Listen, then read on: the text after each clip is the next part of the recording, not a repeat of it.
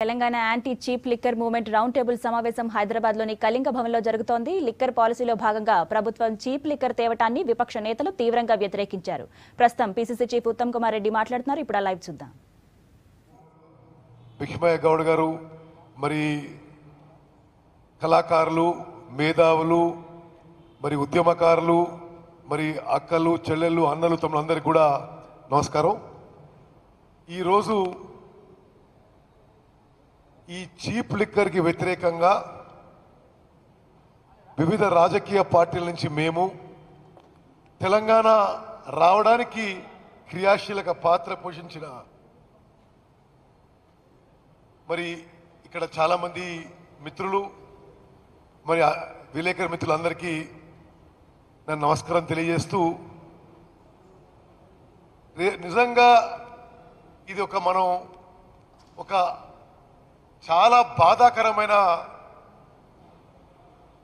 సంఘటన. ఇది తెలంగాణ రాష్ట్రం వచ్చిన తర్వాత ప్రజలందరూ, అన్ని వర్గాల ప్రజలు సంతోషంగా ఉంటారని చెప్పి అందరూ ఎక్స్పెక్ట్ చేశాం. నిజంగా తెలంగాణ రాష్ట్రం కోసం తెలంగాణ సమాజంలో 100కి 99% తెలంగాణ ప్రత్యేక రాష్ట్రం కావాలని కోరుకునేవాడు. ఎందుకంటే ప్రధాన కారణం, మరి తెలంగాణలో సామాన్య ప్రజల జీవన విధానం మెరుగుపడుతుంది.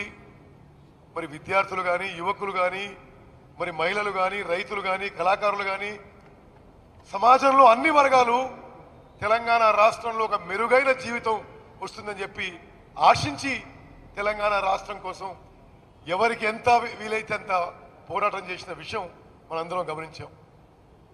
మరి ఈరోజు తెలంగాణ రాష్ట్రం వచ్చిన తర్వాత ఈరోజు తెలంగాణ రాష్ట్రాన్ని పరిపాలిస్తున్న వాళ్ళు ఏకపక్షంగా, డిక్టటోరియల్గా, అప్రజాస్వామికంగా మరి ప్రజలకి ఇది మేలు జరుగుతుందా లేదా అని ఆలోచించకుండా పరిపాలించడం ఎంతో బాధాకరం, దురదృష్టకరం. మరి మనం జరుగుతున్న సంఘటనలు గత 15 నెలల నుంచి చూస్తున్నాం. ఏ విషయమైనా, ఏ నిర్ణయం అయినా ఒక వ్యక్తి, ఒక కుటుంబం ఈ రాష్ట్రాన్ని నిర్ణయం తీసుకుంటూ పాలిస్తున్నారు. అది ప్రజలతో సంబంధం లేదు, అది ప్రజలకి మంచిదా కదా అని ఆలోచన కూడా లేదు. మరి మీకు విషయం తెలియజేస్తాను.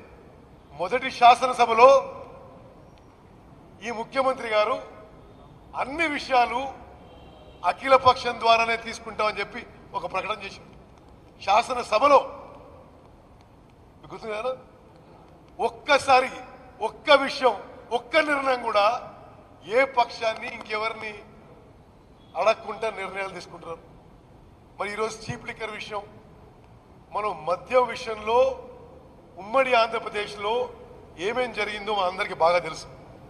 ముందే ఉన్నది, తర్వాతే ఉన్నది, మధ్యలో ఉన్నది, ఎవరు పెట్టిండ్రు, ఎవరు తీసేసిండ్రు, అన్ని విషయాలు గమనించాం. ఒక మధ్యస్థు పాలసీగా ఇప్పుడు జరుగుతున్న విధానం, మరి చీప్ లిక్కర్ ప్రవేశింపజేసి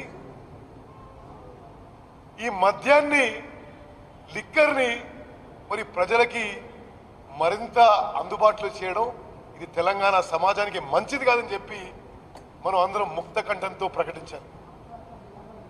మరి రాజకీయ పార్టీలందరం, ఇక్కడ వచ్చిన మిత్రులందరం కూడా ఇది తెలంగాణ సమాజానికి, తెలంగాణ ప్రజలకి మంచిది కాదు అని చెప్పి ఈ ప్రభుత్వానికి గట్టిగా తెలియజేసిన అవసరం ఉంది.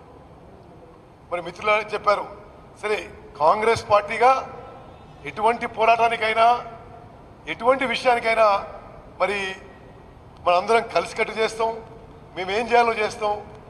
కానీ మీకు ఒక మిత్రుని తెలియజేస్తుందంటే, ఈ ముఖ్యమంత్రి గారు అపాయింట్మెంట్ ఇచ్చి వేరే వాళ్ళకి చెప్పి మార్చుకునే టైపు కాదు.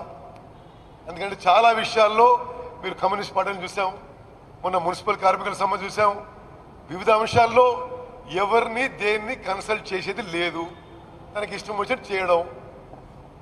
మరి ఈ చీప్ లిక్కర్ విషయంలో తప్పనిసరిగా ఇది ప్రజాహితం కాదు. అందుకోసమే ప్రజల పక్షాన అందరం కలిసికట్టుగా పోరాటం చేద్దాం.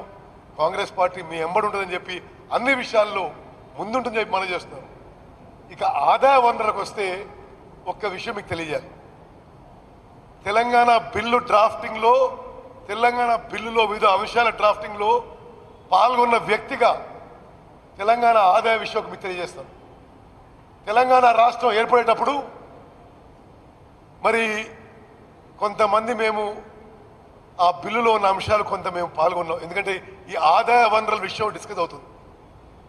హైదరాబాదు చుట్టుపక్కల ప్రాంతం నుంచే సుమారు 60-65% ఉమ్మడి ఆంధ్రప్రదేశ్లో ఆదాయం వస్తుందని చెప్పి గణాంకాలతో సీమాంధ్రులు ఆనాటి కేంద్ర ప్రభుత్వం మీద కాంగ్రెస్ పార్టీ హైకమాండ్ మీద ఒత్తిడి తీసుకొచ్చి హైదరాబాద్ ఆదాయాన్ని 2 రాష్ట్రాలకి షేర్ చేయాలంటే మరి ఆనాటి మా ప్రభుత్వం యూపీఏ ప్రభుత్వం ఆనాటి ఢిల్లీలో పెద్దలు హైదరాబాద్ రెవెన్యూ కేవలం తెలంగాణకే చెందాలని చెప్పి చేసి తెలంగాణ బిల్లు పాస్ చేసింది.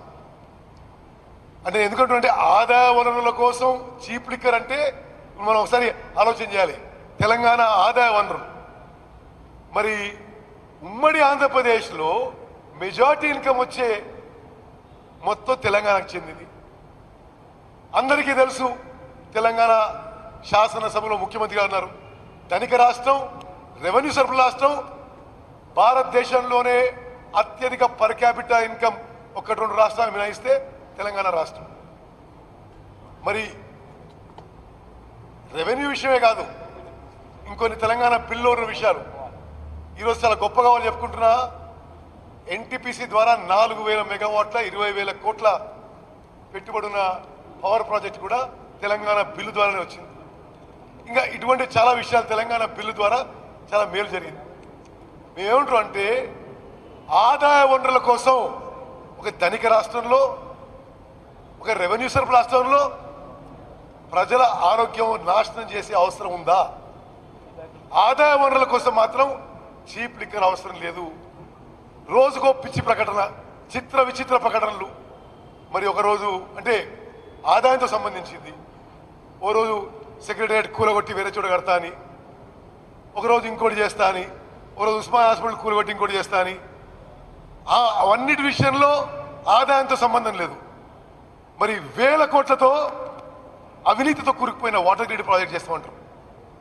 మరి ఈ ప్రభుత్వం నిర్వహిస్తున్న వివిధ పైసలతో కూడుకున్న కార్యక్రమంలో ఏం జరుగుతుందో అందరికీ తెలుసు తెలంగాణలో ఈరోజు. మరి ఒక ధనిక రాష్ట్రంలో, ఒక రెవెన్యూ సబ్ రాష్ట్రంలో సరిపోని ఆదాయ వనరులు ఉన్నాయి. ఈ రాష్ట్రంలో మరి చీప్ లిక్కర్ మాత్రం ఆదాయం కోసం అవసరం లేదని చెప్పి కాంగ్రెస్ పార్టీ గట్టిగా నమ్ముతుందని చెప్పి మనం చేస్తాం. మరి ఈ విషయంలో ఈ చీప్ లిక్కర్కి వ్యతిరేకంగా మరి ఇక్కడున్న చాలామంది పెద్దలు ఉన్నారు. మరి కలిసికట్టుగా మరి మనం మీరు చెప్పిన ఎవరు పెద్ద మనిషి అయినా సరే వాళ్ళని ఒక కమిటీగా, స్టీరింగ్ కమిటీగా ఏర్పాటు చేసి ఒక కమిటీ చైర్మన్గా, స్టీరింగ్ కమిటీగా మరి నేను ప్రొఫెసర్ విశ్వేశ్వర్ పేరును ప్రతిపాదిస్తున్నాను. మరి మీ అభిప్రాయం తెలియజేయండి. ఇంక మీరు స్టీరింగ్ కమిటీ కూడా ఎన్నుకోండి. తప్పనిసరిగా మేము కాంగ్రెస్ పార్టీ ఒకటే విషయం మనం చేస్తున్నాను, రాజకీయం చేయడం లేదు. ఈ విషయంలో కూడా ఇది ప్రజాహితమని మేము భావించి, ఇది ప్రజలకి మేలని భావించి ఈ చీప్ లిక్కర్ ప్రజలకి మంచిది కాదు, వాళ్ళ ఆరోగ్యం నాశనం చేస్తా అని చెప్పి భావించి ఈ విషయాన్ని మేము వ్యతిరేకిస్తున్నాం.